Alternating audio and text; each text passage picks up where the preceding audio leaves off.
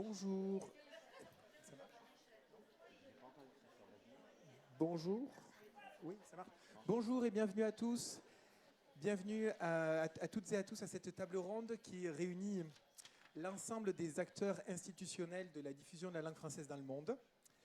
Elle a pour but de leur donner la parole sur les enjeux de la diffusion du français et de dessiner les contours et des synergies que leur dispositif offre au bénéfice des enseignants comme des apprenants. Je suis Mathieu Ossey, je suis directeur général de France Éducation Internationale et j'ai le plaisir de modérer cet échange entre, d'une part, Juliette Salabert, qui est adjointe à la sous-directrice. Vous m'entendez mal?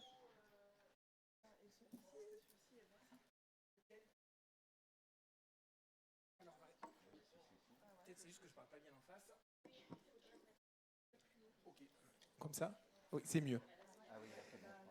Donc j'ai le plaisir de modérer cet échange entre d'une part Juliette Salabert, qui est adjointe à la sous-directrice de la langue française et de l'éducation et chef du pôle langue française au ministère de l'Europe et des Affaires étrangères. C'est un pôle qui est notamment en charge de la définition de la politique de coopération éducative et linguistique française dans le monde. Et pour ceux qui ont déjà participé au BELC par le passé, ils savent que Juliette a été auparavant en charge de l'organisation du BELC, puisqu'elle était directrice du département de langue française de France Éducation internationale et qu'elle a eu plusieurs expériences, notamment en Chine et au Japon. À ma gauche, Aurore Jarlang, qui après une carrière dans le réseau qu'il a d'ores et déjà menée un peu partout sur les continents européens et sud-américains, en Estonie, au Mexique, en Honduras, en Ukraine ou encore en Argentine, et au cours de laquelle elle a publié plusieurs manuels en didactique du FLE. Elle est aujourd'hui responsable du pôle langue française et plurilinguisme à l'Institut français. Et à ce titre, elle gère de nombreux dispositifs qui offrent des ressources aux enseignants, apprenants et centres de langue, notamment IFProf, Culture Tech, des formations en ligne. Elle nous en dira un peu plus d'ici quelques instants. Il y a ensuite à l'extrême droite, Madame Francine Kemner, qui a également une carrière riche dans le réseau de coopération et d'action culturelle, notamment dans la coopération bilatérale, avec des expériences en Espagne, en Slovaquie, au Mexique ou encore au Sénégal, ainsi que dans la coopération multilatérale au sein de l'AUF, puis de l'OIF. Elle est dorénavant déléguée géographique pour l'Afrique, l'océan Indien et le Moyen-Orient à la Fondation des Alliances françaises. Et elle aura l'occasion de nous en dire plus sur le soutien que la Fondation apporte aux alliances à travers le monde. Enfin, à l'extrême gauche, je présente Alexandre Hall, qui a, et c'est le très commun de l'ensemble des participants à cette table ronde, également une riche expérience dans le réseau, notamment en Amérique centrale et plus spécifiquement au Mexique. Il est dorénavant directeur adjoint du Français des Affaires à la Chambre de commerce et d'industrie de Paris-Île-de-France, où il pilote plus spécifiquement les questions d'innovation et de développement. Il pourra développer d'ici quelques instants les actions que le Français des Affaires mène en matière de formation en français professionnel et les certifications qui y sont également associées. Voilà, le décor est planté. Je vous propose de commencer en questionnant tout d'abord l'institution qui est en charge de la définition de la politique de coopération éducative et linguistique française dans le monde, c'est-à-dire le ministère de l'Europe et des Affaires étrangères. Alors, Juliette, comment est-ce que le MEAE identifie les priorités thématiques en lien avec les remontées des postes via les plans stratégiques de l'éducation que chaque ambassade est amenée à rédiger comme outil de pilotage? Ouais, ça marche. Vous m'entendez là? Oui? Bien. Bonjour, merci beaucoup Mathieu. Je suis très contente d'être avec vous parce qu'effectivement le BELC, ça a été mes étés pendant des années et je sais que voilà, je retrouve beaucoup d'amis, les experts, les formateurs, toute l'équipe de France Éducation Internationale. Donc c'est vraiment un plaisir d'être avec vous aujourd'hui. Je me réjouis. Alors moi, je suis depuis 2 ans passée dans, je dirais, un autre univers puisque je travaille depuis 2023 au ministère de l'Europe et des Affaires étrangères.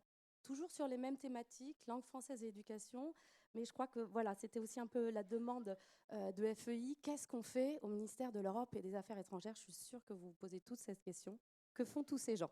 Donc, je vais vous donner quelques petites explications. Donc, dans la sous-direction dans laquelle je travaille, on est une équipe de 14 rédacteurs. Il y a des rédacteurs, des jeunes rédacteurs, et on s'occupe de tout ce qui est enseignement français à l'étranger, donc tous les lycées français à l'étranger, les lycées qui sont pilotés par l'Agence de l'enseignement français à l'étranger, AEFE, et on s'occupe, et c'est plus particulièrement le cas de mon pôle, de la coopération éducative, de la promotion de la langue française. Alors, quelle est la différence entre ce qu'on fait au ministère et ce que les opérateurs, comme l'Institut français, qui est notre opérateur naturel, mais aussi France Éducation Internationale, avec qui on travaille étroitement, même si vous êtes sous tutelle du ministère de l'Éducation nationale, et puis les collègues, la Fondation et la CCIP, comment on travaille ensemble. Nous, on n'est pas là pour opérationnaliser les actions. Ça, c'est vraiment les collègues qui vont prendre la parole, qui vont vous expliquer comment ils travaillent. Ce qu'on fait, nous, c'est qu'on essaye de définir des priorités stratégiques et des priorités d'action sur la langue française et sur la promotion de la langue française à l'international. On est plutôt en lien dans les ambassades avec les attachés de coopération éducative, les attachés de coopération pour le français et vraiment les SCAC, ce qu'on appelle les SCAC. On ne travaille pas directement avec les centres de langue, on ne travaille pas directement avec les instituts français ou les alliances françaises. Ça, c'est un dialogue que vous avez vraiment avec Aurore et Francine, et ils vous expliqueront comment ils travaillent avec vous. Je ne sais pas, à mon avis, vous travaillez dans les systèmes éducatifs locaux, mais certainement, vous devez aussi donner des cours dans les alliances ou les instituts français. J'imagine, c'est souvent comme ça dans les publics du BELC. Alors nous, on travaille vraiment avec les attachés des ambassades, à qui on donne des moyens, puisqu'on leur donne des enveloppes budgétaires pour qu'ils mènent des projets qui sont généralement faits soit avec vous, soit pour vous. L'idée, c'est d'appuyer la formation des professeurs de français dans le monde. Alors, on travaille véritablement avec un cadre politique qui est un cadre clair, dont vous avez peut-être entendu parler, qui est le même depuis 2018, qui est le plan présidentiel pour la langue française et le plurilinguisme. Ça, c'est vraiment le plan qui est notre guide depuis 5 ans et qui est toujours notre feuille de route politique et qui nous demande de porter attention à 4 priorités. La première, c'est le soutien aux systèmes éducatifs locaux pour améliorer la qualité de l'enseignement et de l'apprentissage du français, et avec un accent qui nous est demandé tout particulièrement sur la zone Afrique subsaharienne pour aider vraiment la formation des enseignants de français, la formation pédagogique bien sûr, mais aussi la formation linguistique, puisqu'on constate que ce n'est pas spécifique à l'Afrique subsaharienne, mais on constate que les jeunes enseignants de français ont une maîtrise de la langue française qui est moins forte que ceux qui partent à la retraite. Et donc, on a un véritable problème de relève générationnelle et qu'il faut qu'on appuie aussi les enseignants de français à mieux maîtriser le français. Je suis certaine que ce n'est pas votre cas, mais on a vraiment fait des tests évaluants dans beaucoup de pays et de projets, notamment des projets financés par l'AFD, et on s'aperçoit que souvent, le niveau de maîtrise du français des enseignants de français, c'est un A2, ce qui n'est pas vraiment très, très élevé pour professeurs de français. Et c'est la réalité. Alors, pas partout, pas dans les villes capitales, mais on voit qu'il y a une perte de maîtrise de la langue. Donc, nous, vraiment, le travail qu'on essaye de faire, c'est de travailler avec nos attachés, nos ambassades, pour renforcer la maîtrise linguistique des enseignants et puis aussi les aider en formation continue sur la pédagogie de l'enseignement du français. Le deuxième axe, mais qui ne vous concerne pas vraiment, c'est un objectif que le président Macron nous a fixé, de doubler les effectifs des élèves dans les établissements français à l'étranger. Ça s'appelle le CAP 2030. Aujourd'hui, on est environ à 600 000 élèves dans les établissements français à l'étranger, dans les lycées français. Et l'objectif qu'on doit atteindre d'ici 2030, on n'y est pas encore, c'est 900 000 élèves. Donc, on nous demande d'augmenter les effectifs. Augmenter les effectifs, ça veut dire aussi ouvrir plus nos établissements à des élèves nationaux, binationaux ou des nationalités tierces. Donc on essaye de le faire, mais c'est compliqué parce que, vous savez, les établissements, c'est des bâtiments, donc il faut construire des annexes, voilà, tout ça n'est pas si simple et ça ne se fait pas en 5 minutes. Donc ça, c'est le deuxième objectif. Le troisième objectif, et j'espère qu'il y a des enseignants ici dans la salle qui travaillent dans les établissements bilingues et dans des établissements labellisés Label France Éducation, l'objectif qu'on a aussi dans ce plan, c'est d'augmenter, d'accompagner le développement du bilingue francophone et donc d'accompagner des établissements bilingues vers la labellisation Label France Éducation. Là, on a réussi nos objectifs, puisque l'objectif qui nous était fixé par le président de la République, c'était d'arriver à 500 000 élèves dans les établissements bilingues, et on en est déjà à beaucoup plus que cela. Mais donc, c'est notre axe. Et puis, le dernier axe, c'est le soutien aux enseignants de français, le soutien aussi aux associations de professeurs de français. On devait avoir avec nous notre collègue Cynthia Head, qui est la présidente de la Fédération internationale des professeurs de français, qui malheureusement est malade, mais qui nous charge de vous apporter tous ses vœux. Il y a eu le congrès à Besançon il y a quelques jours de cela, peut-être vous y avez été. Et donc nous, on doit aussi, dans notre mission, appuyer le travail des bénévoles, des associations de français qui sont nos ambassadeurs et qui sont chargés évidemment à vos côtés, vous professionnels, de développer le français dans le monde. Donc ça, c'est la façon dont on travaille. Est-ce que tu veux que je dise un petit mot sur nos plans stratégiques éducation? Alors concrètement, qu'est-ce qu'on a fait? On a demandé à tous les attachés des ambassades, et ils nous ont détestés pour cela, de créer un plan stratégique éducation 2024-2027. On leur a demandé de faire une énorme dissertation et de nous dire, dans chaque pays, alors je dis par exemple le Mexique ou n'importe quoi, ou l'Angola, aux attachés, ben voilà, qu'est-ce que vous allez faire sur les 3 prochaines années à venir pour développer l'enseignement français, pour développer le bilingue, pour soutenir les systèmes éducatifs locaux, pour soutenir les associations. Donc, on avait ce plan-là, vous voyez, comme un grand plan de dissert, 1, 2, 3, 4, et ils ont dû nous faire un plan stratégique avec des indicateurs, des mesures d'impact, une stratégie pluriannuelle sur les 4 prochaines années. Notre objectif, nous, à la centrale, c'était déjà que, comme vous savez, les gens, ils changent dans les ambassades souvent tous les 4 ans, faire en sorte que quand quelqu'un arrive dans une ambassade, eh ben, il ait une feuille de route et qu'il n'y ait pas de trou et qu'il sache où est-ce que l'ambassade veut aller pour aider les enseignants de français. Donc ça, c'est déjà un outil de pilotage pour les SCAC, pour les ambassades. Et nous, ça nous a donné une remontée d'informations extraordinaire. On a eu 127 plans stratégiques éducation. Et comme nos attachés sont sérieux, on avait des plans qui faisaient 30-40 pages, vous voyez, de 193 pays, parce qu'il y a des ambassades qui n'ont pas d'attaché pour le français, mais qui ont un attaché universitaire. Il y a des endroits dans le monde où il n'y a pas du tout d'ambassade, vous savez, où il y a des VI, il y a des chargés de mission. Tout le monde nous a répondu. Ça a pris du temps, 1 an. Et nous avons fait notre partie du travail aussi, puisqu'on a fait une énorme synthèse, une synthèse thématique et une synthèse aussi par zone. On a pu faire des synthèses régionales pour dire, ben voilà, en Amérique latine, vous voyez, on a lu tout ce que nous disaient nos postes diplomatiques. La tendance, c'est, ce qui marche bien, c'est développer le français professionnel. En Asie, ce qui marche bien, je caricature, hein, mais c'est plus compliqué que ça. En Asie, ce qui marche bien, c'est le bilingue. Donc, il faut aller vers le bilingue. En Afrique, en zone des AOI, en Afrique subsaharienne ou en Afrique anglophone, la valeur ajoutée du français, c'est le français langue de l'emploi. Il faut montrer que le français est une langue utile et que ça marche et que c'est utile dans les pays anglophones parce que ça sert de tremplin pour l'intégration régionale. C'est utile pour l'employabilité des jeunes. Vous voyez, en Europe, je ne sais pas s'il y a des gens qui sont en Europe, attention, l'espagnol a des parts de marché incroyables. Plus personne n'apprend le français.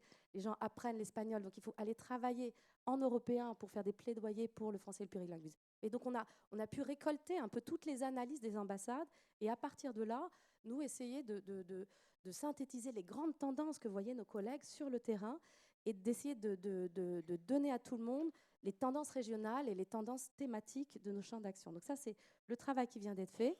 Ça nous a pris à nous aussi 6 mois à faire ça et on vient d'envoyer, on appelle ça des NDI dans le jargon, mais hier, on a enfin renvoyé la réponse de l'administration centrale au poste. Et l'objectif, c'est d'avoir peut-être... Enfin, on ne peut pas tout couvrir, vous êtes d'accord? Les journées ont 24 heures et aujourd'hui, vous savez aussi qu'on a des contraintes budgétaires de plus en plus fortes. Donc l'idée, c'est plutôt, si on ne peut pas tout faire, il faut faire des choses qui marchent. Qu'est-ce qui marche et quels sont les domaines, quels sont les secteurs dans notre politique sectorielle, quelles sont les thématiques, les secteurs sur lesquels il faut investir, sur lesquels il faut faire de l'effort. Donc c'est un peu ce travail qu'on essaye de faire et à la fois avec nos postes diplomatiques et sur place, eux, avec les autorités éducatives locales. Parce que si on ne travaille pas avec les ministères de l'éducation locale, et si on ne répond pas à leurs besoins, alors notre action n'a aucun sens. Donc voyez un peu, c'est le travail que nous, on fait. On est un peu comme...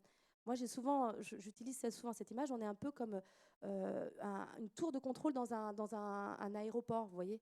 On voit tout passer, on accueille les gens, on envoie des directions, et l'idée, c'est d'arriver à bien piloter pour qu'il n'y ait pas de déperdition et qu'on soit, avec les moyens qu'on a, les plus efficaces possibles. Je m'arrête là parce que je suis bavarde.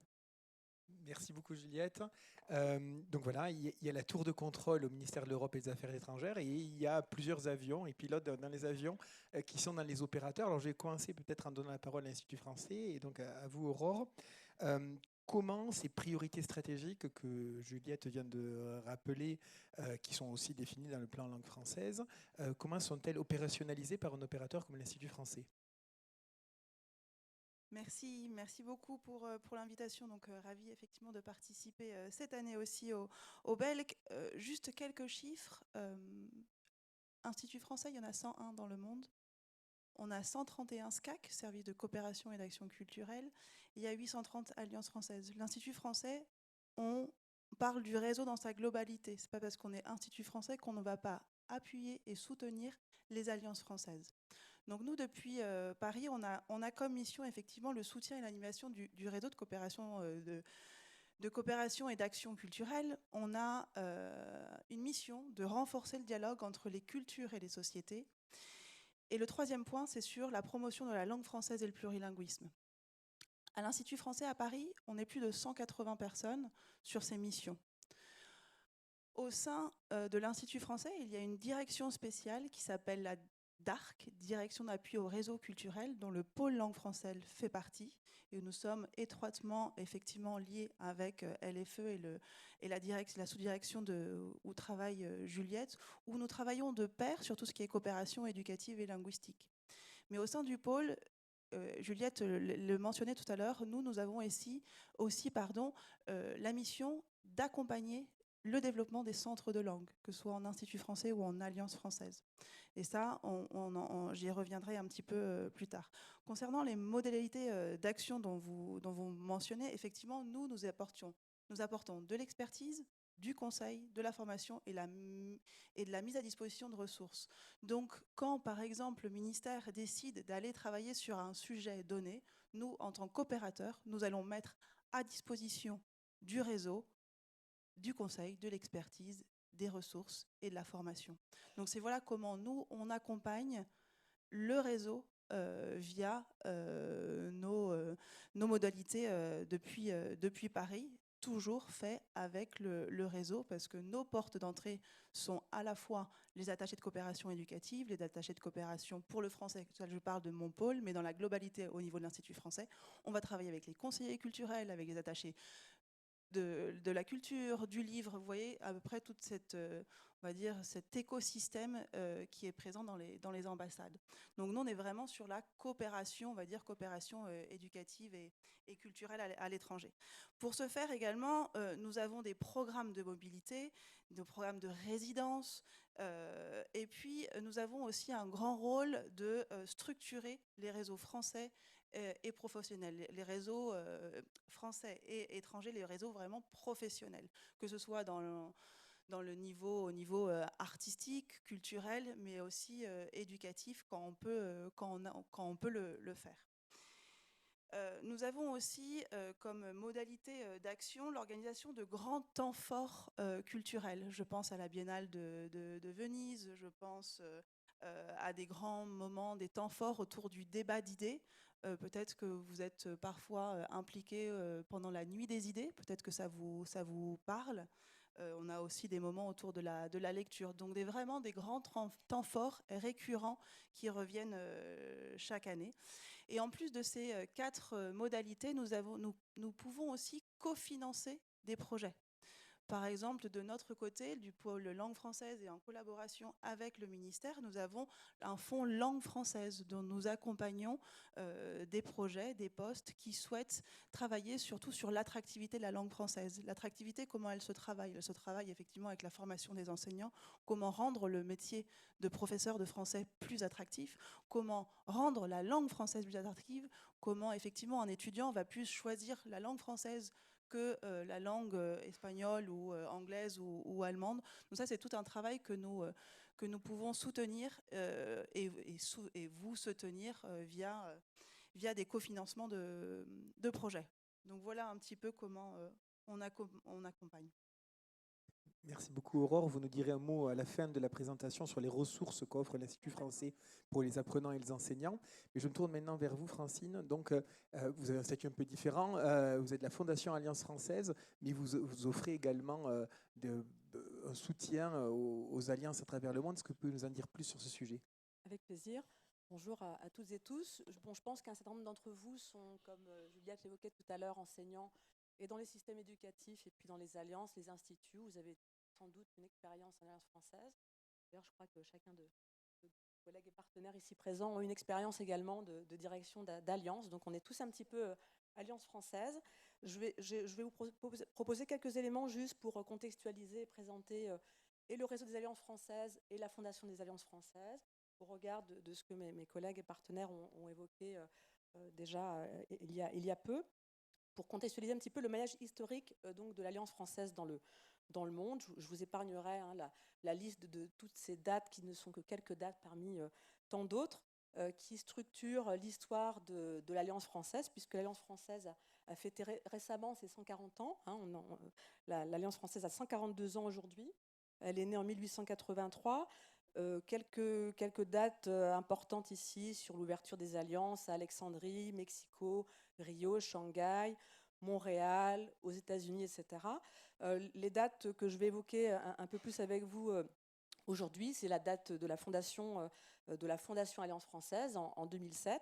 Donc, Fondation Alliance française qui est créée pour devenir la tête du réseau des alliances françaises dans le monde. Une autre date importante pour la fondation des alliances françaises, c'est 2020. La fondation devient Fondation des alliances françaises. Et la particularité de cette nouvelle fondation des alliances françaises, c'est qu'elle va se structurer autour de textes, de procédures, de documents cadres qui vont nous permettre de structurer notre action, de structurer notre relation avec le réseau des alliances françaises dans le monde, qui sont aujourd'hui, en 2024, donc l'année dernière, ce sont nos chiffres qu'on vient d'actualiser suite à une collecte de données qu'on organise tous les ans. Donc en 2024, notre réseau des alliances françaises était composé de 824 alliances, ainsi que 166 annexes qui sont rattachées donc à des alliances, réparties dans 138 pays, en 66 coordinations et 8 fédérations. Je ne sais pas si on aura l'occasion d'en parler aujourd'hui, mais je suis à votre disposition, bien sûr, pour l'évoquer. Parmi les documents cadres qui structurent notre action, on a la charte de l'Alliance française, qui est d'ailleurs le document qui structure notre relation aux alliances françaises, puisqu'à la Fondation des alliances françaises, qui est à Paris, on est 11 collègues à travailler à Paris.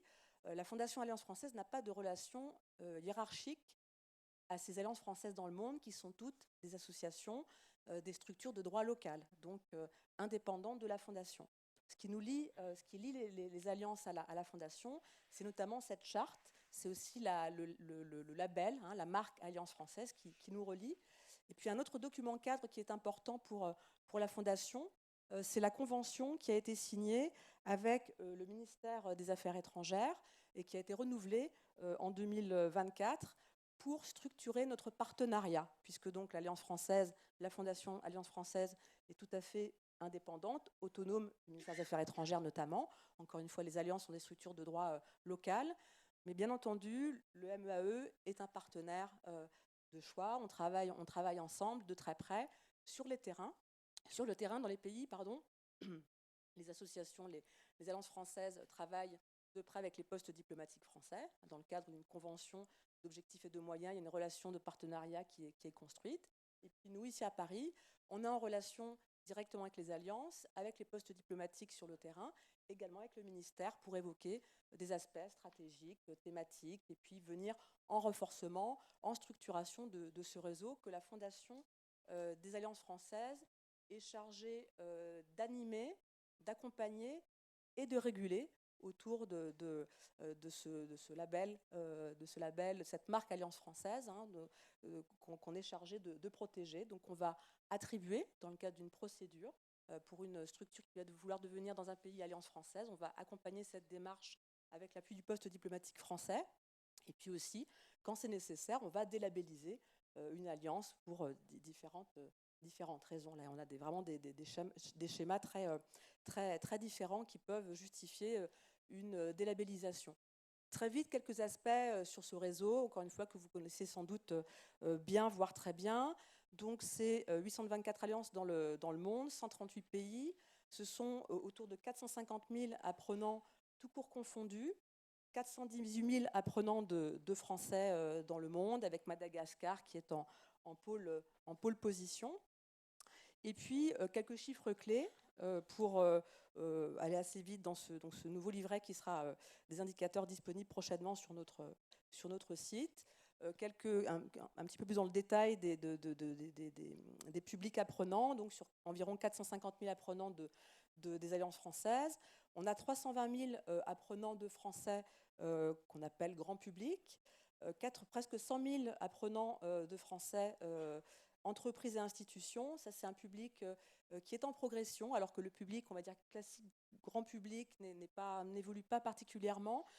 Dans les entreprises et les institutions, il y a une véritable évolution. Également pour ce qui relève des autres cours, les autres cours étant divers et variés. C'est un travail qu'on va engager là dans les mois à venir, c'est-à-dire identifier de quoi relèvent ces autres cours. Mais ce sont souvent des cours en langue nationale, comme le Swahili par exemple en Tanzanie, qui est une langue qui est enseignée dans un certain nombre d'alliances des pays de la région concernée. Quelques éléments sur cette même diapo également, c'est le nombre d'alliances françaises qui sont enseignantes et non enseignantes. Une alliance française est la plupart du temps enseignante, mais on a aussi nombre d'alliances qui sont non enseignantes, particulièrement en Europe du Nord et également en Amérique du Nord. Donc c'est une spécificité de certaines alliances françaises par zone. Donc je ne rentre pas plus dans le détail de cette diapo.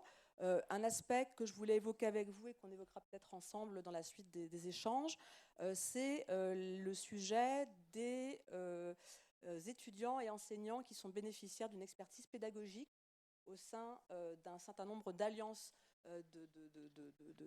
dans le monde. Là aussi, c'est une donnée qui évolue, je crois à raison de plus de 24% à peu près, entre 2023 et 2024.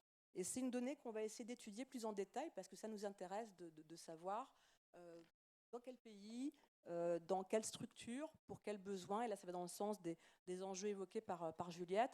Pourquoi et pour répondre à quelle demande, quels besoins, une alliance française va développer une expertise pédagogique. On pourra y revenir plus particulièrement sur la zone qui m'est confiée, c'est-à-dire la zone A, une zone administrative de la Fondation des Alliances françaises, c'est-à-dire l'Afrique, l'océan Indien et le Moyen-Orient, où, on le sait, il y a un besoin important d'enseignants de français à former, d'une expertise pédagogique à construire. Et donc, c'est un sujet qui nous intéresse plus particulièrement. Pour ce qui est du public, donc des enseignants, pour rentrer un petit peu plus dans le sujet des acteurs que vous êtes, des politiques linguistiques en faveur du français que l'on évoque. Donc quelques éléments d'état des lieux par zone, encore une fois administrative et pas géographique. C'est notre façon à nous de nous distribuer le travail entre 5 délégués géographiques que nous sommes à la Fondation. Donc plus de 8700 enseignants sur le réseau, un peu plus de 1500 en Afrique, un peu plus de 2000 en Europe. Enseignants qui, vous le savez sans doute, sont souvent également enseignants dans les systèmes éducatifs, dans les universités. Et c'est pour nous, d'une part, très important de pouvoir travailler à l'accompagnement de nos enseignants dans les alliances pour les accompagner dans leur formation, les accompagner dans leur fidélisation, et donc pour qu'ils restent dans les alliances, pour faire profiter de leur formation, de leur expertise au sein des alliances, mais également au sein des systèmes éducatifs nationaux. On a cette capacité aussi à pouvoir irriguer des alliances au système éducatif, l'expérience alliance française, d'une expertise, d'autant que les alliances françaises sont présentes beaucoup dans les territoires. Une spécificité des alliances françaises, c'est d'être présent, certes, dans nombre de capitales, comme les instituts français, mais aussi beaucoup dans les territoires. Et donc, on a cette capacité à aller travailler dans les systèmes éducatifs nationaux, puis également aux côtés des publics divers et variés, étudiants, jeunes, professionnels, et sur des formations parfois qui ne relèvent pas forcément du français langue étrangère, mais du français langue de professionnalisation. Ça, c'est un sujet, j'imagine, qui sera évoqué par Alexandre notamment, et mes collègues ici présents, parce que c'est un sujet bien sûr important. Je ne sais pas si vous souhaitez qu'on rentre sur la zone Afrique, ou on y revient après, si vous le souhaitez, pour laisser la parole peut-être à Alexandre. Peut-être, avant de laisser la parole à Alexandre, je voulais juste revenir peut-être sur 2 petits exemples qu'on pourrait mobiliser pour essayer de démontrer comment s'articulent les actions de chacun, entre d'une part donc, le ministère, la tour de contrôle, les opérateurs, les postes diplomatiques, les alliances françaises. Alors, par exemple, autour de grandes priorités politiques, les Jeux Olympiques de Paris, le sommet de Villers-Cotterêts, comment le travail en commun a-t-il été organisé ? Peut-être, Juliette, veux-tu commencer ? Alors, vous préférez qu'on parle de quoi ? Des JO ? C'est passé un peu les JO, non ? Le sommet aussi, mais le sommet continue. On a la présidence jusqu'en 2027. Et je vous parle du sommet de Villers-Cotterêts. Ou juste un exemple sur les JO. Peut-être juste un exemple sur les JO. Évidemment, on a tous préparé, tous les postes diplomatiques ont essayé de mener des actions langue française et sport. Je ne sais pas si vous avez fait ça, langue française et sport. Un peu? Oui. Ça a marché, vos publics étaient contents des actions que vous avez menées de cette thématique? Oui, quand même. Mais parlez, hein, parce qu'on ne va pas non plus... L'idée, c'est que ça soit un dialogue, hein, donc n'hésitez pas à interagir avec nous. Alors, nous, qu'est-ce qu'on a fait? On a soutenu des fonds, on a choisi des fonds, mais ça, c'est Aurore qui le parlera. Des postes diplomatiques ont monté des projets, langue française et sport. Il y en a eu 150 000, tu l'expliqueras, Aurore. Nous, on a travaillé avec un autre acteur qui n'est pas présent ici, mais qui est RFI, que vous connaissez bien. Et on s'est dit, toujours avec cette optique de faire une pierre de coups, on s'est dit on va mobiliser tous les élèves qui sont dans les établissements labellisés et qui ont la DNL Sport. On a cherché, on s'est dit, est-ce qu'il y a beaucoup d'élèves qui font DNL Sport? Eh bien oui, il y en avait plein qui faisaient DNL Sport. Et on s'est dit, tiens, on va mobiliser ces élèves-là et avec RFI, on va leur demander, vous savez, il y avait des mots pour les JO, il y avait une sélection de mots un peu nouveaux, c'est seafood, je ne sais pas si vous avez vu ces mots, mais des mots un peu nouveaux sur des pratiques un peu nouvelles ou des mots du sport.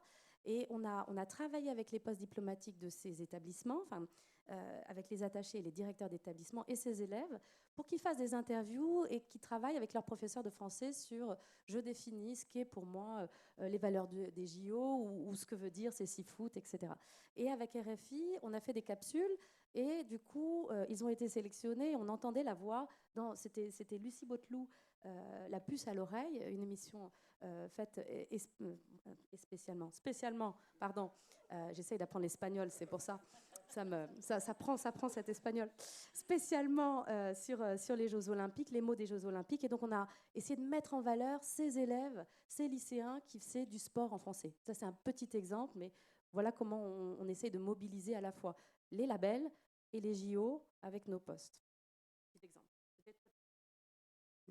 Et je peux juste témoigner qu'effectivement, dans les postes diplomatiques, j'étais à l'époque aux États-Unis, on avait pu du coup travailler sur un projet qui a été financé par le Fonds langue française, qui permettait de créer par exemple des ressources pédagogiques pour des écoles labellisées France Éducation, pour enseigner non pas nécessairement le sport, mais par exemple les maths ou la biologie autour justement des thématiques sportives. Mais justement, je pense que le Fonds langue française a donné beaucoup d'opportunités. Je vous laisse peut-être en dire un mot.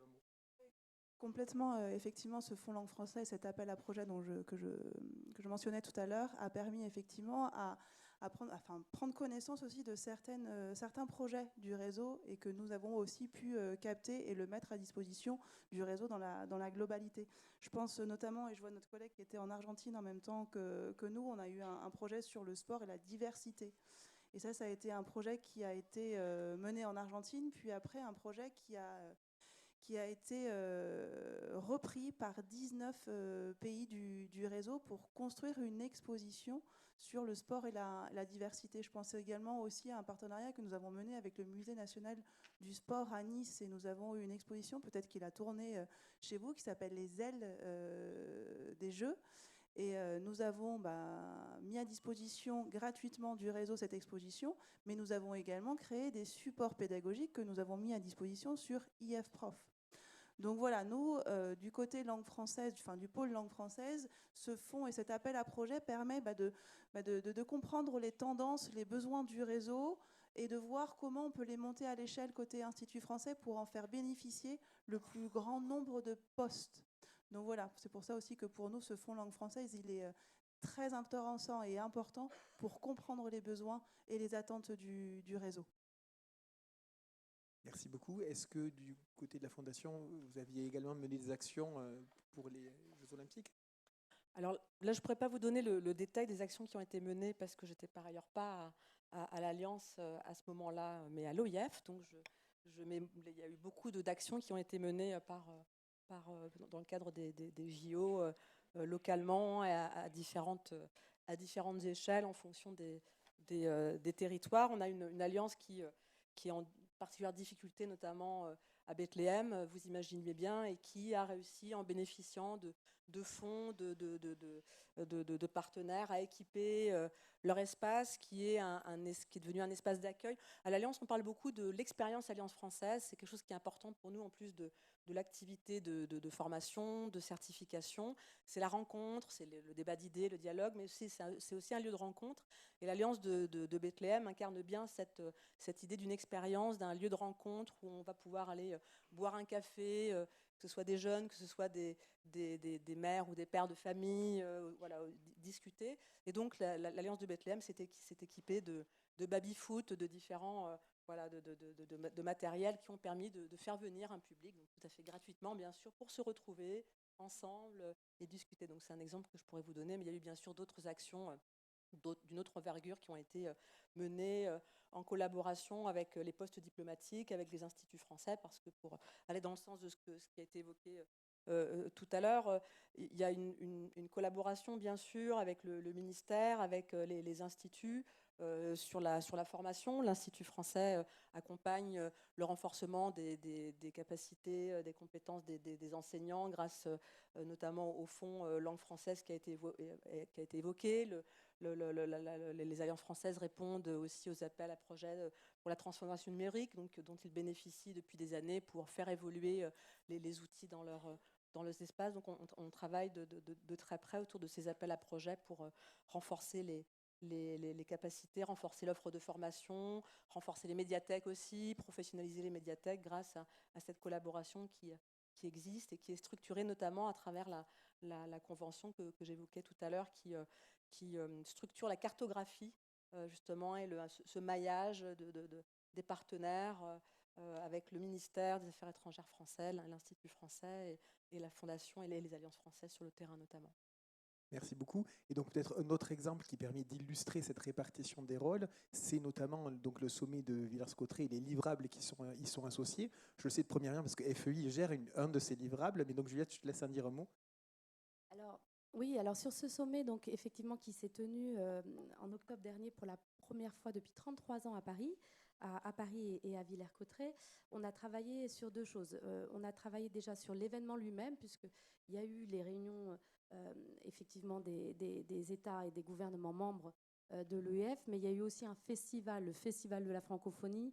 Vous avez peut-être été nourris par les postes diplomatiques sur ces thématiques-là. Et nous, on a travaillé avec l'Institut français Paris, là encore, à faire venir des jeunes francophones qui représentaient la jeunesse francophone de demain, une jeunesse engagée sur les enjeux globaux et une jeunesse qui avait des choses à dire. Donc, on a monté ensemble, main dans la main avec l'Institut, un concours de pitch. On avait sélectionné, là encore, des jeunes par le réseau labellisé qui avaient monté des projets autour des enjeux globaux et là, essentiellement autour du climat.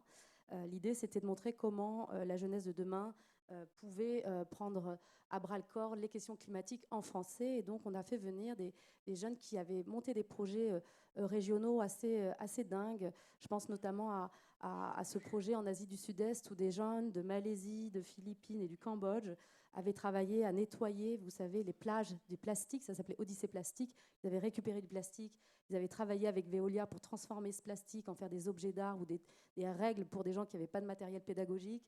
Et puis, ils avaient fait tout ce travail-là en étant de nationalités différentes, mais en se parlant en français. Et donc, effectivement, on a fait venir ces jeunes-là pour qu'ils puissent témoigner et qu'ils puissent, dans le cadre d'un concours de pitch qui était voilà, mon idée pour la planète en français, qu'ils puissent être un peu mis en avant. Donc ça, c'est de l'événementiel, un peu comme les Jeux Olympiques. Parallèlement à cela, on a travaillé au MAE à créer ce qu'on appelle des livrables. Dès qu'il y a une visite, les livrables, c'est des projets, en fait. On doit travailler à inventer des projets. Et donc là, on devait livrer, comme on était le pays hôte. Et donc, on a participé, on a proposé la création d'un programme qui s'appelle le Collège international de Villers-Cotterêts. Alors, c'est un collège.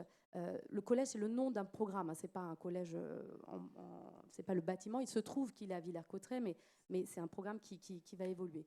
On a créé 3 filières et on l'a créé en partenariat à la fois avec FEI, bien sûr, mais l'AUF et l'OIF pour travailler vraiment dans l'espace francophone et puis ce qu'on appelle ça en multilatéral, mais vraiment de manière beaucoup plus élargie que ce qu'on le fait habituellement. Et donc, on a créé 3 filières.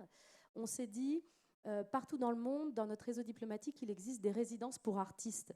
Alors, je ne sais pas si vous connaissez la Villa Médicis, si vous connaissez la Villa Kujoyama au Japon. Il y a des résidences où des artistes sont en résidence et produisent des œuvres.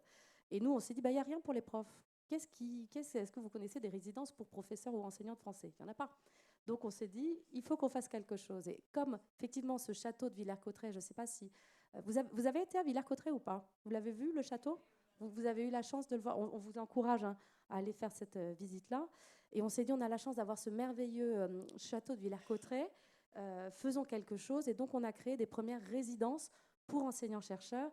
Et ça, c'est France Éducation Internationale qui est pilote de cette filière-là pour que les enseignants puissent avoir du temps, un temps de résidence, un mois, pour travailler sur des projets, des outils pédagogiques et pouvoir faire bénéficier de ce qu'ils vont faire, de ce qu'ils vont livrer à l'ensemble des profs de la planète francophone. Donc ça, c'était la première chose.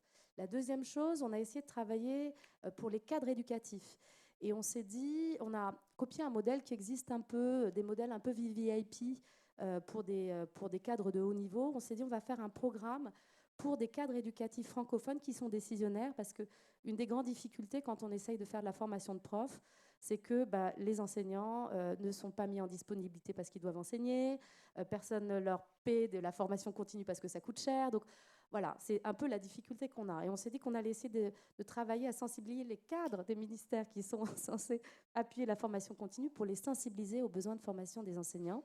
Et donc, on a créé ce deuxième programme qui consiste à un programme de 8 mois en résidence. On a sélectionné 20 cadres éducatifs de 20 pays différents en se disant qu'on allait les réunir 3 fois dans l'année, partout sauf en France, pour qu'ils réfléchissent ensemble à des problématiques communes et qu'ils puissent, entre ces moments-là, faire un peu de travail à distance. Donc la première cohorte, en fait, le pari, c'était de se dire qu'un cadre éducatif vietnamien va aller à un rendez-vous à Dakar, voir des classes à Dakar, et ça va l'intéresser. Et inversement, qu'un cadre de Dakar a des choses à apprendre à Hanoï. C'était un peu ça l'idée.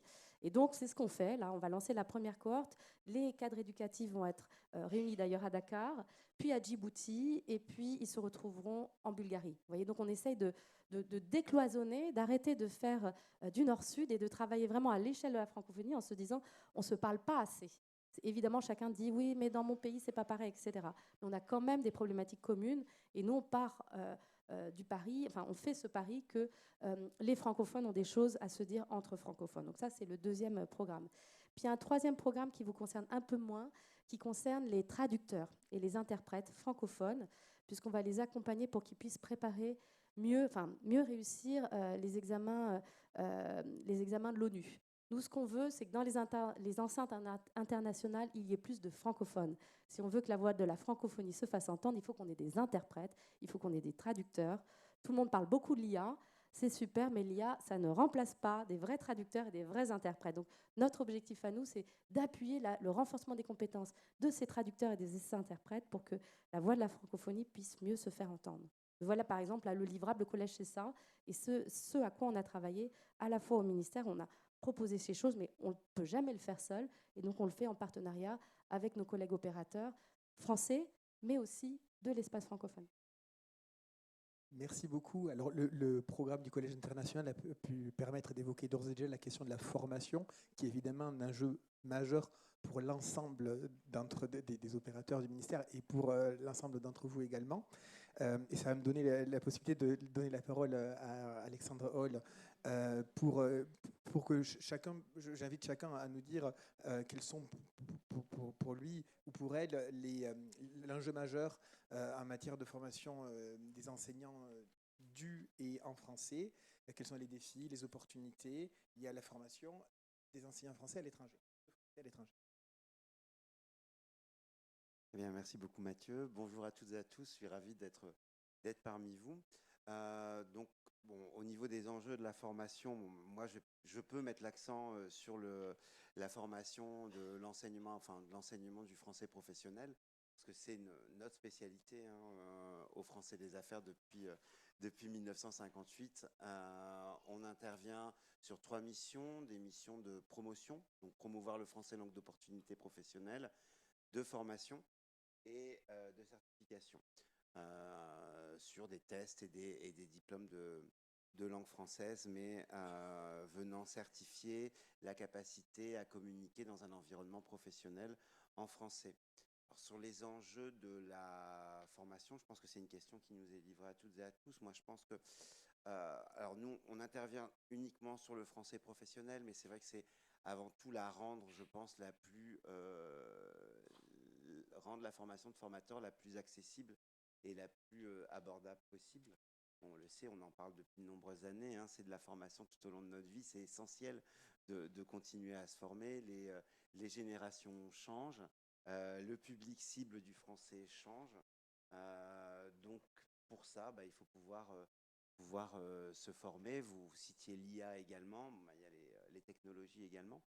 Donc c'est en tout cas nous, au Français des Affaires, c'est un peu comme ça qu'on voit les choses, c'est de mettre à votre disposition des dispositifs de formation, certains gratuits, d'autres payants quand ils sont plus sur mesure, mais en tout cas plutôt sur des formats de micro-learning pour arriver à vous mettre finalement, en tout cas en français pro, le pied à l'étrier, se dire ok, on préfère miser sur votre envie d'apprendre et votre envie de mettre en pratique très rapidement ce que vous voyez dans nos formations, donc de miser sur du micro-learning, des formations de notre formation, l'essentiel, qui est les fondamentaux de l'enseignement du français professionnel.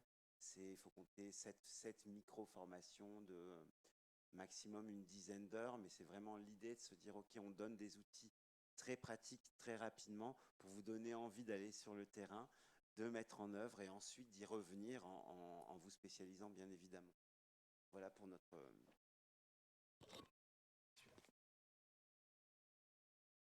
Merci beaucoup Alexandre. Et je peux témoigner du fait que lorsque j'étais aux États-Unis, c'était un dispositif auquel on recourait beaucoup puisque la demande de formation, enfin la demande des étudiants américains n'était pas nécessairement celle de littérature française, ce dans quoi la plupart des enseignants avaient été formés, ce dans quoi ils avaient obtenu leur doctorat et ce qui ne les préparait pas nécessairement à faire du français de la finance ou du français des affaires. Mais justement par rapport à ce large éventail de formations en français professionnel qui sont envisageables, comment choisir un domaine dans lequel se former? Quels sont les déterminants qu'il faut prendre en considération?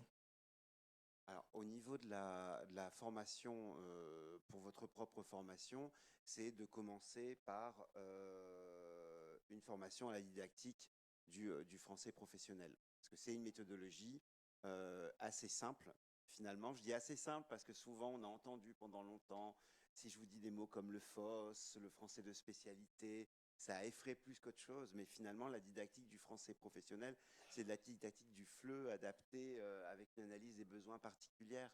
Mais construire un cours et animer un cours, c'est pas très différent que ce soit du FLE ou du français professionnel.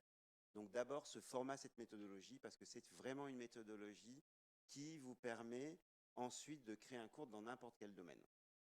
Que vous ayez des besoins en français de l'agriculture, en français de l'économie, en français du tourisme, de la santé, vous deviez former des infirmiers, des juristes, il n'y a pas forcément besoin, contrairement aux idées reçues, d'une formation d'un domaine spécialisé en amont, mais une bonne formation à la méthodologie du français pro et normalement, vous avez tous les bons outils pour débuter. Pour répondre à la question sur des domaines, en fait, ça va vraiment dépendre des contextes. Alors, c'est vrai que nous, on développe beaucoup, vous verrez plus tard, des ressources pédagogiques mises à votre disposition sur différents domaines. Souvent, ces domaines, on va décider d'en développer un plus que l'autre. D'abord, je pense, grâce au dialogue qu'on a tout au long de l'année, parce que c'est vrai qu'on a cette chance de pouvoir, en tout cas sur les institutions ici présentes parisiennes, se rencontrer 1, 2, 3 fois par an. Et chaque institution nous fait un peu remonter aussi les besoins des centres. Après, bon, nous, on y est depuis 1958 sur le français pro, donc c'est vrai qu'on est aussi un petit observateur. On est un peu on arrive à voir un petit peu les tendances du français pro dans le monde parce qu'on travaille au quotidien avec des SCAC pour la refonte curriculaire tu l'indiquais, dans les universités, mais aussi dans les lycées professionnels. Donc, on intervient dans l'enseignement secondaires et supérieurs. On intervient au sein des directions des cours, des alliances françaises, des instituts français. Donc on a une vision assez large selon des zones géographiques. Donc je dirais qu'on a les dialogues, on a nos partenariats avec TV5 Monde et RFI, avec lesquels on crée des ressources et qui, eux, ont bien évidemment des demandes parfois particulières qui leur sont remontées par leurs utilisateurs. On a aussi parfois des demandes plus spécifiques institutionnelles, comme à l'époque avec le ministère et l'OIF dans les années 2000, 2012, 2013, où il a fallu créer des diplômes de français des relations internationales, des programmes de français des relations internationales. Donc parfois, on nous donne aussi un angle particulier à développer. Et là, à l'heure actuelle, il n'y a pas de. C'est tellement varié dans tous vos pays respectifs. On voit poindre quand même de plus en plus des demandes, que ce soit universitaires comme des demandes d'alliances ou d'instituts. Et en Afrique, en Asie, en Europe, un petit peu partout, hein, sur le continent américain aussi, c'est le français de la santé qui est en train de se développer pas mal. Après, ça va changer. Par exemple, aux États-Unis, c'est en plein essor, mais c'est parce que les étudiants des facultés de médecine nord-américains apprennent le français pour pouvoir ensuite aller dans l'espace francophone, dans le cadre de ONG notamment. Certains pour venir dans d'autres pays, le pays d'Europe centrale, on apprend le français pour pouvoir venir faire son internat dans des pays francophones, mais notamment en France. Donc c'est vraiment extrêmement varié. Mais le français de la santé est vraiment en train de se développer actuellement. Tu en as touché un mot, mais ces formations sont adossées également à des certifications. Donc, quel est le profil type des candidats au diplôme du français professionnel? C'est extrêmement varié également. On a, alors, de manière peut-être qui pourra peut-être vous surprendre ou pas, nous, ça ne nous surprend pas du tout, mais quand on parle français professionnel, tout le monde pense professionnel en activité. Sur nos diplômes de français professionnel, donc on est sur, ce sont des diplômes valables à vie, sur différents niveaux du cadre européen, et on a développé 4 gammes. Le français des affaires, diplôme de français des affaires qui est le plus généraliste, si vous voulez, c'est le français de communication d'entreprise, le français de la santé, le français des relations internationales et de la diplomatie, et le français du tourisme, de l'hôtellerie et de la restauration. Donc ça va varier un peu selon les gammes, les profils. Relations internationales, par exemple, c'est beaucoup de personnes en activité. Qui vont être dans des organismes ou dans des écoles. Alors beaucoup dans des écoles de guerre aussi. Ce sont aussi des hauts fonctionnaires, des hauts gradés dans les écoles de guerre qui passent les diplômes de français des relations internationales, mais beaucoup dans les organismes internationaux. Au niveau des autres diplômes, 70% de nos lauréats viennent de l'enseignement secondaire et supérieur. Donc, notamment, quand je dis secondaire, c'est les filières techniques et professionnelles. Donc, on a beaucoup d'étudiants en lycée pro, on a beaucoup d'étudiants et étudiantes dans les facultés. Alors, soit dans les départements de français aux États-Unis, parce que les départements de français, comme ils perdaient, il y avait une vraie hémorragie du nombre d'étudiants qui s'inscrivaient dans les départements de français pour suivre des majors en littérature ou en traduction, par exemple. C'est vrai que les départements de français des universités américaines ont pas mal diversifié en ajoutant des mineurs en français des relations internationales, de la santé, des affaires, etc. Donc, la majorité de ce public est étudiant. Merci beaucoup, Alexandre. Aurore, vous nous direz un mot d'ici quelques minutes de tous les dispositifs qu'offre l'Institut français, qui sont des ressources pour la formation et des formations elles-mêmes. Francine, est-ce que vous pouvez nous dire un mot de ce que fait la Fondation en matière de formation? Alors en matière de formation, on s'appuie vraiment sur les compétences de l'Institut français pour venir en appui du réseau des alliances dans le monde et des différents dispositifs qui existent.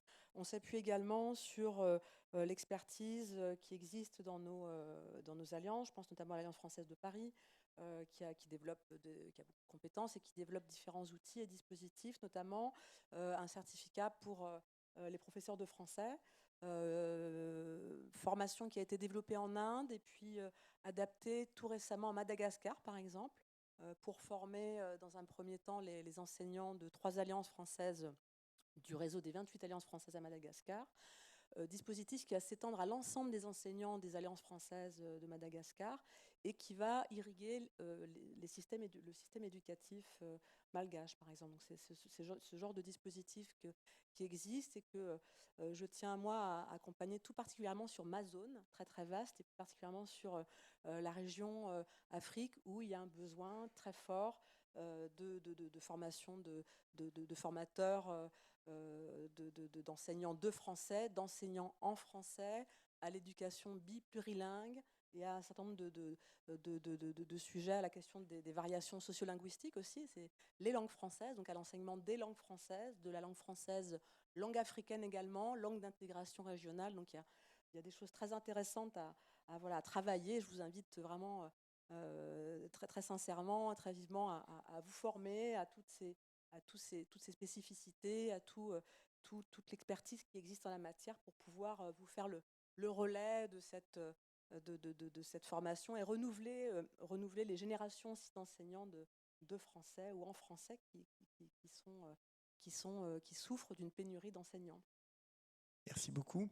Alors, si je comprends bien, Juliette, je crois que le ministère sort de plusieurs mois d'analyse approfondie des plans stratégiques d'éducation. Alors, dans quelle mesure les dispositifs que les opérateurs viennent de présenter répondent-ils aux besoins qui ressortent de l'analyse de ces plans ?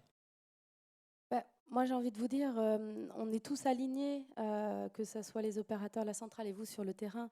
Le problème, ce n'est pas nos orientations stratégiques. Le problème, c'est l'immensité des besoins. Les besoins, ils sont massifs en formation d'enseignants, vous le savez mieux que moi. Et c'est ce sur quoi il faut qu'on concentre nos efforts. Donc nous, on travaille aussi à essayer d'améliorer nos synergies. Je crois qu'on est plus que jamais une équipe France unie. Ça n'a pas toujours été le cas, puisque vous connaissez la vie des institutions. Parfois, il y a eu des doublons. Je parle pour la France, hein. Je ne sais pas dans vos pays respectifs, mais nous, en France, des fois, sur ces sujets de coopération éducative. Puis il y a d'autres collègues. Je vois qu'il y a le CNED aussi qui est là-bas. Je vois Madame Ricordel. Voilà. Il se trouve elle est là, voilà. On travaille de plus en plus étroitement ensemble, et tant mieux, parce qu'on sait qu'il faut qu'on aligne nos forces pour arriver à remplir un peu ces objectifs inatteignables de formation, de besoin de formation des enseignants. Moi, peut-être juste un petit mot. Moi, ce que je vois, c'est... moi, je suis assez épatée par le travail qui est fait sur le terrain. Quand je lis les plans stratégiques éducation et que je vois toutes les remontées des actions, tous les FEF c'est nos fonds langue française, tous les projets qui sont menés avec les inspecteurs localement, tout ce qui est fait en termes de formation de formateurs, je trouve que c'est assez remarquable, tout le travail qui est déployé, et vous faites certainement partie de cette chaîne, puisque quand je regarde un petit peu le profil des participants, il y a beaucoup d'inspecteurs formateurs, des responsables d'examen, etc. Vous êtes tous, je dirais, dans ce combat pour la formation. Le seul message que je voudrais passer, c'est qu'on est aujourd'hui dans un monde qui se crispe politiquement. Vous êtes tous conscients comme moi de la montée des périls qu'on est en train de vivre. Et je pense que plus que jamais, le travail qu'on fait ensemble, et ce que vous faites aujourd'hui au BELC, tous ensemble, vous êtes de nationalités différentes, avec des métiers différents, c'est vraiment fondamental. Je voudrais juste vous dire merci. Merci d'avoir choisi l'éducation, merci d'avoir choisi l'école. Je pense que c'est vraiment un travail essentiel qu'on fait pour les enfants de demain, quelle que soit la langue qu'on leur apprend. Se battre pour l'éducation, c'est le combat d'aujourd'hui. Merci beaucoup, Juliette, pour ces mots encourageants pour tout le monde. Peut-être avant de terminer...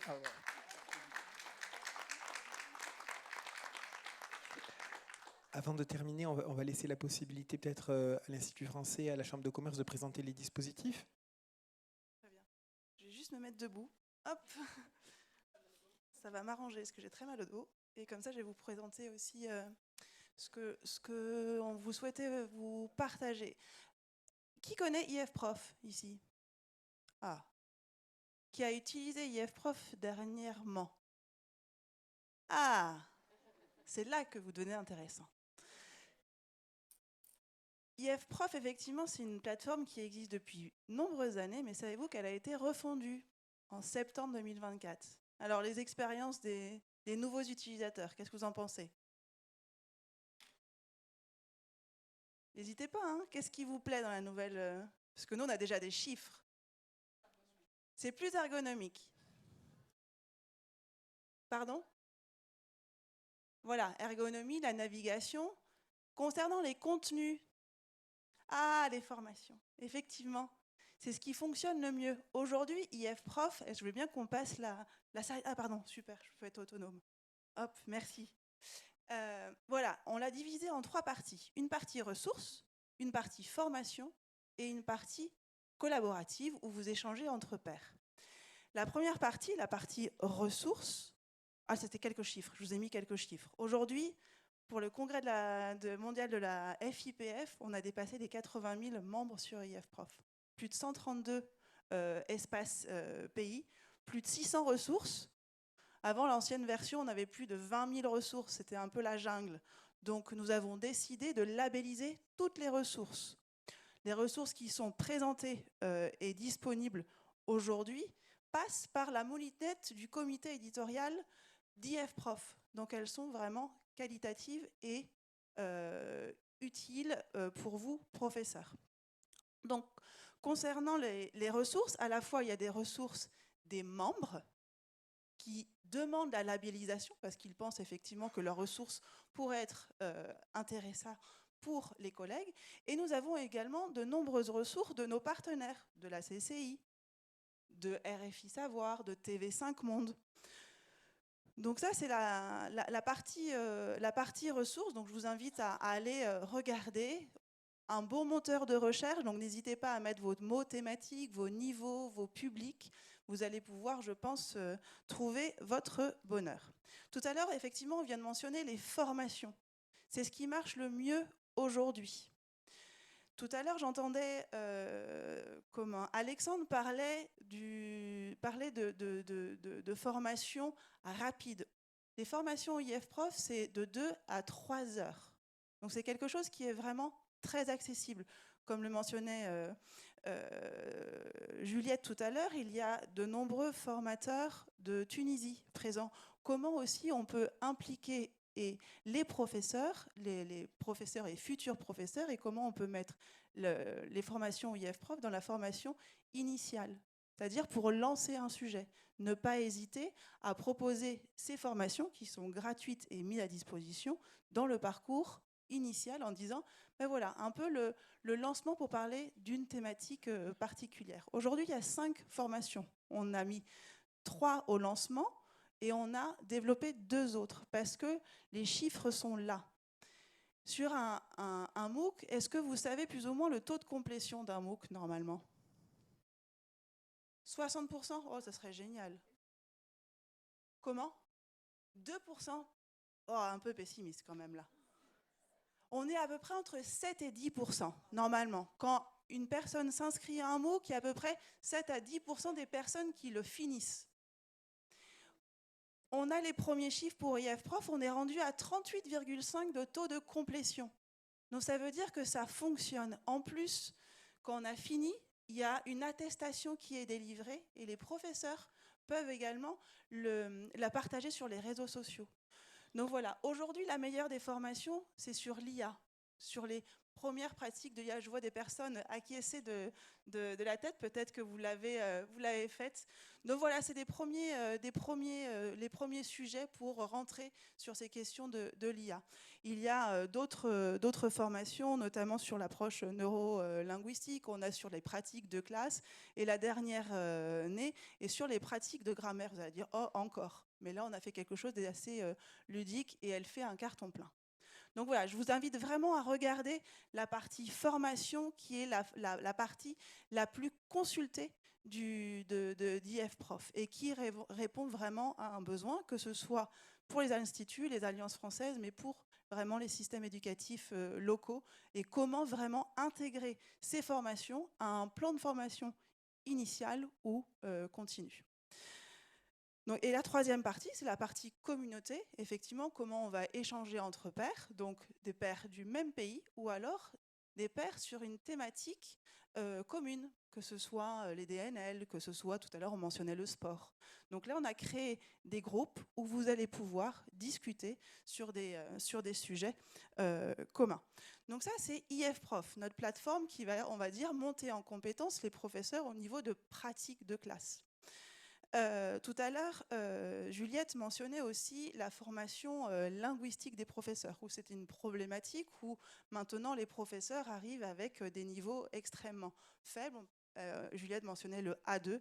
Effectivement, on a fait le constat et nous avons décidé il y a quelques années, depuis 2018, de mettre en place, et ça c'est sur la zone Afrique subsaharienne, la formation linguistique des professeurs. Donc ça, c'est IF Class. Est-ce qu'il y en a qui ont déjà entendu parler de ce dispositif? Ah, une. Bon, on a encore du travail à faire. Depuis décembre 2024, cette plateforme, elle est ouverte à tous les professeurs pour monter en compétences linguistiques. Elle est extrêmement contextualisée, cette plateforme, parce que c'était des professeurs qui étaient en situation d'apprentissage et d'éducation en Afrique, mais je vous invite à aller y jeter un œil. L'objectif de cette plateforme est de rassurer les professeurs pour qu'ils ne se sentent pas en insécurité linguistique et donc de transmission de savoir. Donc voilà, j'avais une petite vidéo sur, mais je ne sais pas si elle va fonctionner. J'ai pas l'impression.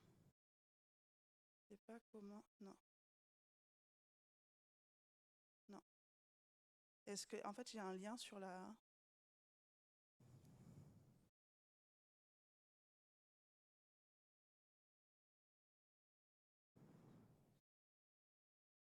Bon, c'est pas grave, sinon on vous le transmettra. Non, ça.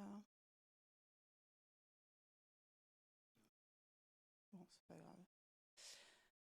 Après, sur les autres dispositifs que nous vous mettons à disposition depuis l'Institut français, c'est deux plateformes pour travailler, on va dire, les dimensions un peu plus culturelles. C'est IF Cinéma. Est-ce que certains d'entre vous l'utilisent? Ah, un peu plus qu'IF Class, tant mieux. Effectivement.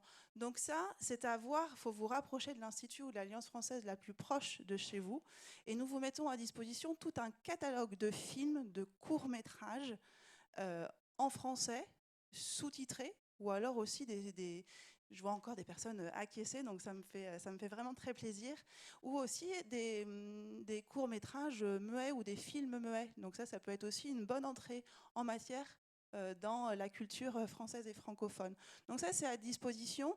Via ce catalogue, il y a toute une partie, le cinéma en classe. Donc on accompagne certains films ou courts-métrages ou documentaires avec des fiches pédagogiques. Donc n'hésitez pas à aller regarder et flasher le QR code.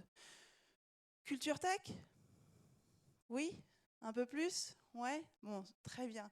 Pareil, ça a été une plateforme qui a été refondue dernièrement et avec une partie aussi en classe.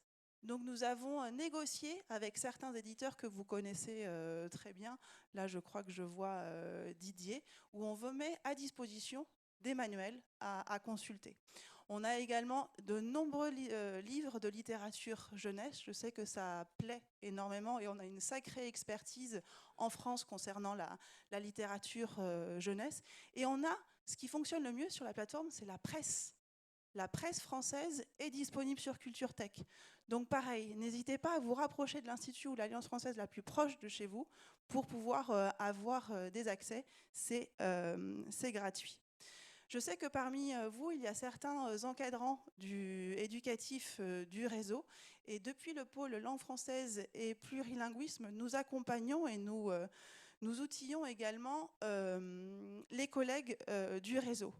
On a un autre catalogue qui s'appelle la collection. Tout à l'heure, je vous mentionnais une exposition qui s'appelait Les ailes des jeux. Vous avez peut-être vu tourner une dernière exposition qui s'appelle Écrire en français, qui a été montée, oui je vois pareil avec des personnes qui acquiescent, une exposition qui a été créée par l'Alliance française de Paris et auquel l'Institut français s'est associé. Et nous mettons à disposition ces expositions via le catalogue de la collection. Donc ça, n'hésitez pas non plus à vous rapprocher de votre attaché de coopération pour le français, attaché de coopération culturelle ou même institut ou alliance française pour aller voir ce qui est proposé dans la collection. Et nombreuses de ces propositions qui sont proposées dans la collection sont également dans IF Prof. Aujourd'hui, écrire en français est disponible sur IF Prof. Vous avez toute l'exposition à disposition. Tout à l'heure, je mentionnais un projet sportif et d'inclusion. Pareil, l'exposition est téléchargeable depuis IF Prof. Donc, il n'y a plus besoin, on va dire, d'aller imprimer en grand format. Vous pouvez aussi disposer de cela depuis IF Prof. Donc, nous, depuis le pôle, on essaye aussi de vous donner accès à ces contenus et à les pédagogiser.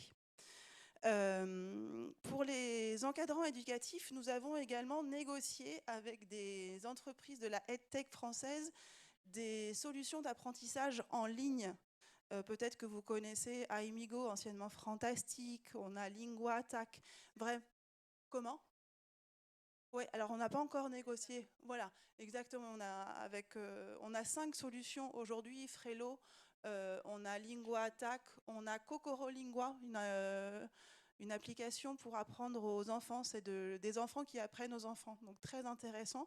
Ce catalogue de cours en ligne, il a été normalement développé pour les centres de langue, mais au final, on s'est rendu compte que ça pouvait aussi également servir les systèmes éducatifs locaux.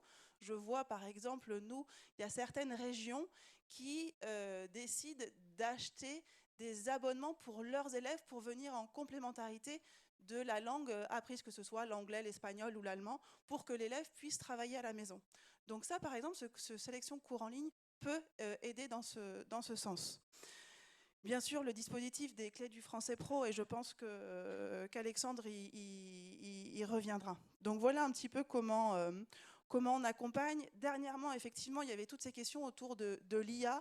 Nous avons aussi des CLOM, des MOOC et des ressources à disposition des personnes des centres de langue pour la montée en compétences professionnelles sur ces questions IA, marketing, communication et IA et pédagogie.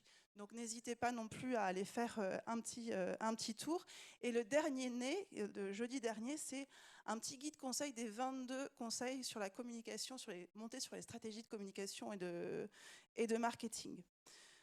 Donc voilà, et je voulais juste finir mon propos par une grande étude qui a été menée avec le ministère Campus France, l'AEFE et l'Institut français sur la perception de la langue française et de la France à l'étranger.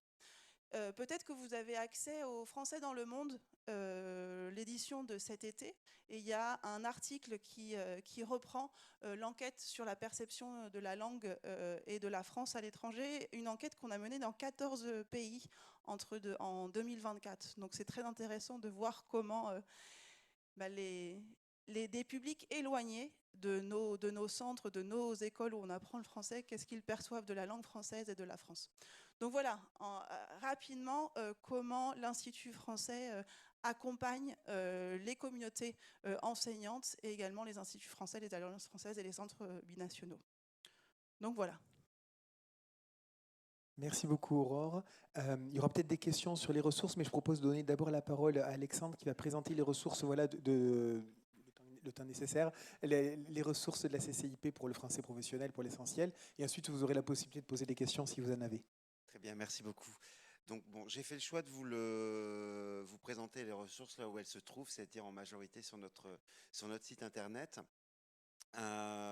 Donc vous avez sur notre site à chaque fois 3 entrées. Donc on a, comme on est aussi un important certificateur, une rubrique candidat, on a une entrée je suis professeur et une entrée je suis partenaire. Si vous allez sur l'entrée je suis partenaire, ça vous permet de voir un peu ce que nous mettons à disposition, ce que nous réalisons tout au long de l'année autour de nos 3 missions qui sont promouvoir le français langue d'opportunité professionnelle, former au français professionnel et certifier. Donc à chaque fois, voilà, pour chaque mission, si vous voulez, vous allez retrouver, si je vais sur promouvoir, vu que Aurore en a parlé un petit peu, vous allez avoir à chaque fois sur notre mission de promotion ce que l'on met à disposition au niveau de certains outils. Donc vous allez avoir on met à votre disposition un kit média. C'est-à-dire que vous allez avoir, on organise tout au long de l'année des webinaires autour du français professionnel. Donc que ce soit sur des activités purement, je dirais, pédagogiques, des mini-webinaires d'information, formation, mais aussi des webinaires qui vont se diriger plus à des responsables de cours, des responsables d'établissements qui veulent développer leur offre de cours. Donc là aussi, à chaque fois, on va trouver une petite thématique sur le développement, sur le français de la santé, par exemple, et inviter une ou deux personnes du réseau culturel français à intervenir, de personnes qui ont mis en place, qui ont eu des initiatives en français pro. Donc ça permet aussi de créer communauté et d'avoir des exemples qui sont parfois duplicables, adaptables dans vos contextes. Donc vous retrouvez des webinaires, vous y retrouverez également sur cette rubrique promouvoir tous les témoignages sur le français langue d'opportunité professionnelle. Donc on va à la quête de témoignages, donc à la quête en général de professionnels et d'étudiants qui ont fait le choix du français. Et ce choix du français a été une opportunité professionnelle pour eux. Donc c'est vrai que ça vous fait un peu des histoires aussi à raconter quand vous faites des actions de promotion du français dans vos pays, quand vous voulez convaincre vos étudiants, aux futurs étudiants de faire le choix du français, d'avoir des témoignages de personnes qui ont réussi grâce au français. Ben, ça peut toujours être utile. On publie également beaucoup d'articles qui s'appellent Initiative Français Pro.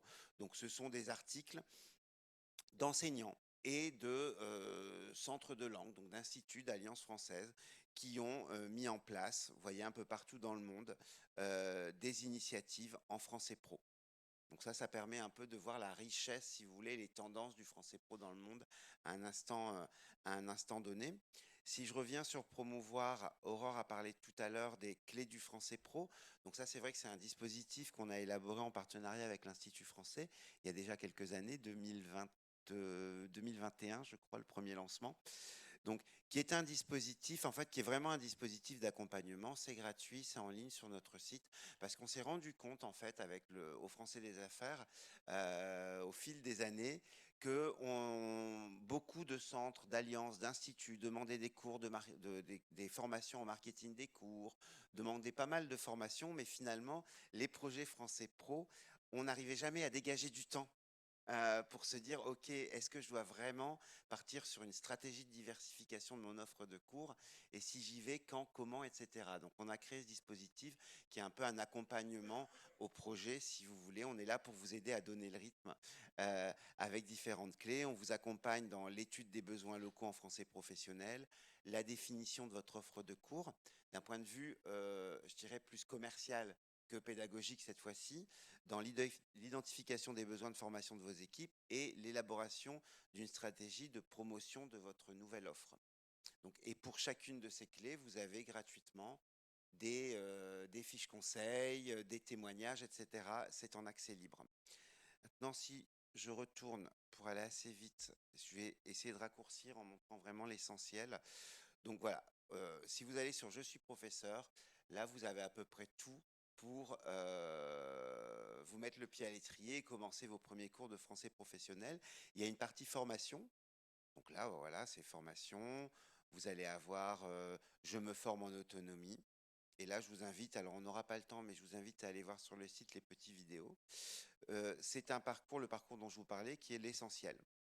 Donc c'est le parcours avec 7 micro-formations. C'est gratuit, c'est en ligne, c'est du micro-learning, c'est très pratico-pratique. Vraiment, c'est mon équipe du département innovation pédagogique, qui sont des personnes de terrain qui ont créé ces formations. On se base que sur des études de cas, dans des études de cas réels, de postes que l'on a accompagnés un peu partout dans le monde, dans tous les domaines possibles et inimaginables. Donc c'est assez ludique. Donc je vous invite vraiment à découvrir cette formation. On a bien évidemment après des formations pour se perfectionner, soit en hybride, soit on se déplace dans le pays et souvent on est sur des financements du SCAC ou de l'Alliance française. Mais là, on est vraiment, quand on vient sur place, on vient vous voir. C'est aussi pour ça que j'ai voulu créer l'essentiel. On vient pour faire du sur-mesure. On vient sur place pour vous accompagner pour la conception de programmes spécifiques. Pour tout ce qui est le B.A.B.A., on a préféré le mettre gratuitement sur notre site en ligne. Ensuite, vous avez des ressources pédagogiques. Donc là, sur les ressources pédagogiques, ben voilà, vous avez, si je vais voir toutes les fiches, vous avez un moteur de recherche, vous triez par niveau, donc vous avez le niveau du CECR, vous avez le domaine, je veux une fiche pédagogique en tourisme, hôtellerie, restauration, en scientifique et technique, etc., en militaire, en affaires.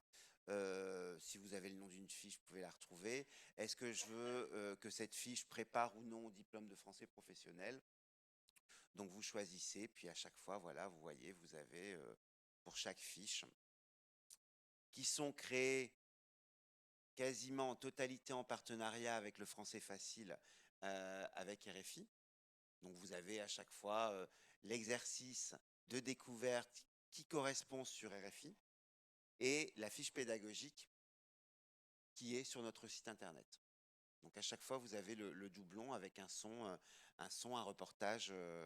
reportage de RFI. Et donc à chaque fois, vous avez une fiche enseignante, une fiche apprenante et un audio.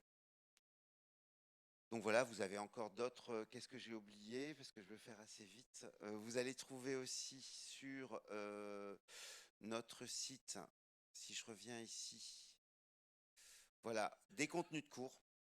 Donc, je veux préparer au diplôme de français professionnel B1 ou tout simplement, je veux lancer un cours de français des relations internationales au niveau B1. Pour chaque niveau et chaque gamme, vous allez trouver un contenu de cours, une suggestion de cours, une suggestion de programme. Alors, bien évidemment, c'est générique, c'est à vous de l'adapter à vos propres besoins, mais ça vous donne quand même déjà une liste des tâches professionnelles les plus récurrentes à intégrer dans un cours. Vous avez pour chaque domaine des bibliographies et des cytographies. Vous avez besoin d'un manuel. Est-ce qu'il existe un manuel? Parce que j'enseigne à des médecins de niveau B2 à partir du semestre prochain. Est-ce que j'ai des manuels qui existent, etc. Vous allez trouver ça. Et puis, comme je vous disais, les fiches et encore des webinaires pédagogiques, etc. Donc, je ne pense pas avoir fait tout le tour, mais je pense qu'il faut quand même se dépêcher.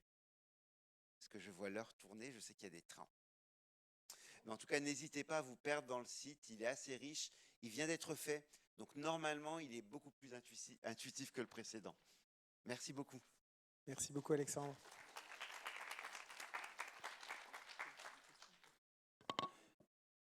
On a peut-être une minute ou deux pour quelques questions. Est-ce que sur les ressources, sur les propos qui ont été partagés antérieurement, est-ce qu'il y a des questions, des réactions?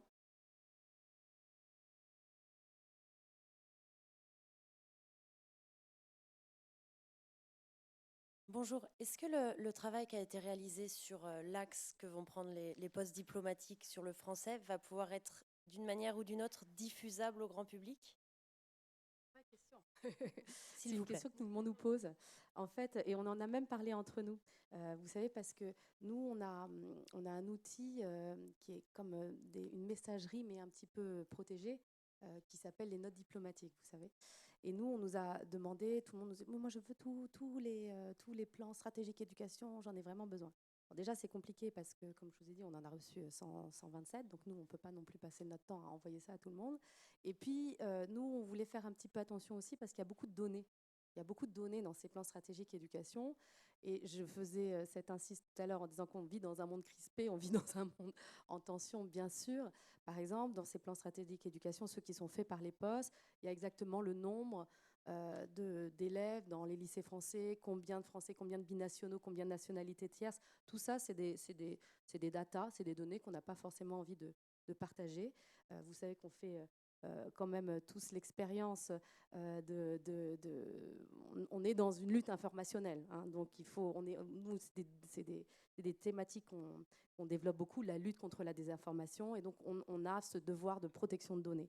Donc c'est la raison pour laquelle on a fait des synthèses qui ne sont pas tellement chiffrées, qui donnent des tendances un peu thématiques, mais effectivement, nos attachés de coopération éducative, ils ont ces données-là, et vous pouvez, je ne sais pas dans quel pays vous exercez. Oui, oui, je comprends. Oui, oui, oui, oui. Ouais, ouais, ouais. Les synthèsements, nous, on les publie à l'ensemble de nos partenaires. Après, le ministère publie rarement ces données, sauf si c'est dans le cadre d'une stratégie qui est publique. Il y a la stratégie éducation de base qui a été faite par mes collègues. La stratégie éducation de base, elle vous donnera aussi beaucoup de données. Elle est publique, elle est sur Diplonet et elle est sur le site du ministère de l'Europe et des Affaires étrangères 2024-2027. Mais voilà, nous, c'est vrai qu'on est dans cette attention. On a quand même une description assez précise des ETP qui sont en place. Voilà, quand vous recevez le plan stratégique éducation territoire palestinien, vous n'avez pas envie forcément que tout le monde sache combien il y a d'élèves dans les... Voilà, on a aussi un rôle de protection des données. Donc on fait des synthèses générales, mais ça, elles seront partagées en tout cas par nos opérateurs et nos collègues sur place. Est-ce qu'il y a d'autres questions?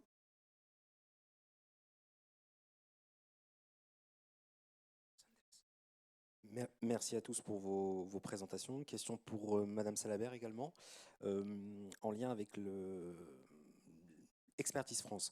Comment, sur la coopération éducative et l'appui à l'enseignement du français, concrètement, pourquoi des ETI sur certains territoires et pas d'autres? Merci. Ah, sur certains territoires ou pas d'autres, oui. Donc vous savez tous, Expertise France fait partie de l'agence l'AFD, l'Agence française de développement, qui est un opérateur dont on a la tutelle. Alors le nombre, c'est le MAE qui rémunère le nombre de TI, comme vous le savez, et le nombre de postes qu'on peut déployer à l'international est limité. Malheureusement, on voudrait pouvoir les démultiplier, mais ils sont soumis à arbitrage. Moi, dans ma sous-direction langue française éducation, on participe à la commission. Évidemment, on veut absolument avoir des ETI éducation partout. Mais on doit partager. On doit partager parce qu'on a nos collègues de la santé qui veulent des ETI en santé. On a des gens qui veulent des ETI sur les océans et sur toutes les affaires un peu globales et les enjeux globaux. Sur les ETI langue française, pour ne pas vous dire de bêtises, mais ça le prochain comité va avoir lieu. On a beaucoup augmenté déjà. On est à 41 ETI éducation qui sont déployés dans le monde, ce qui est beaucoup parce que ces ETI qui sont placés dans les ministères éducatifs, comme vous le savez, viennent en complémentarité de nos collègues qui sont déployés dans les SCAC, dans les ambassades et puis aussi dans nos emprises. Donc 41, c'est en progression. Le pays, enfin la zone qui en reçoit le plus, c'est des AOIC Afrique subsaharienne. Et puis, il y en a encore assez peu en Asie. Et il y en a beaucoup en Amérique latine aussi. Mais pour nous, ce sont vraiment, ils font partie de notre réseau, mais ce sont vraiment des collaborateurs clés.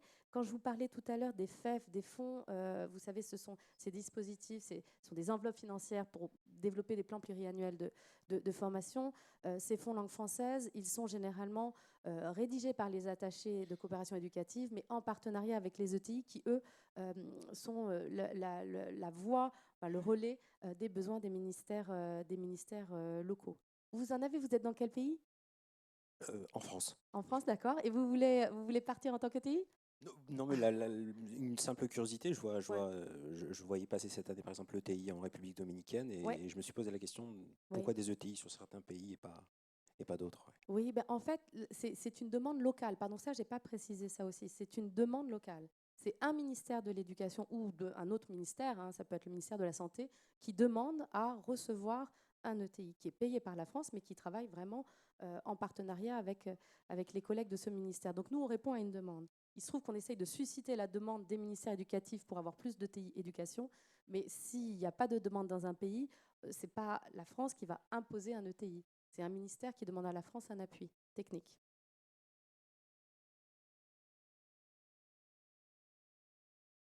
On a peut-être, je crois que vous devez nous quitter, Aurore. Est-ce qu'il y a une dernière question ou s'il n'y a pas de dernière question, je pense que je ne pourrais pas faire un propos conclusif mieux que celui que Juliette a formulé antérieurement. Donc merci à tous d'être là et à bientôt.